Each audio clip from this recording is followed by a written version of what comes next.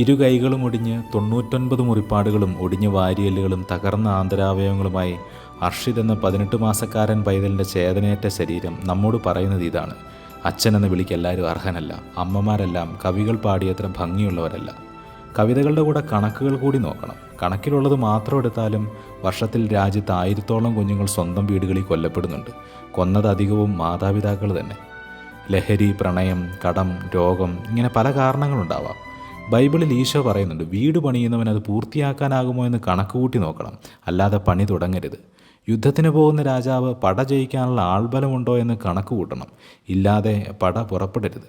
ഏറ്റെടുക്കാൻ പോകുന്ന ജീവിതം പൂർത്തിയാക്കാൻ, അതിൽ വരുന്ന പ്രതിസന്ധികളോട് പൊരുതി നിൽക്കാൻ ഒരുക്കവും കരുത്തും തനിക്കായിട്ടുണ്ടോ എന്നൊന്ന് ചിന്തിച്ചോളാൻ ശിഷ്യർക്ക് നൽകിയ മുന്നറിയിപ്പാണ്.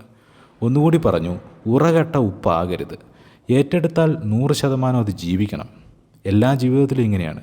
പ്രത്യേകിച്ചൊരു ജീവനെ ഏറ്റെടുത്ത് അമ്മയാകാൻ, അപ്പനാകാനൊക്കെ ഒരുങ്ങുന്നവർ.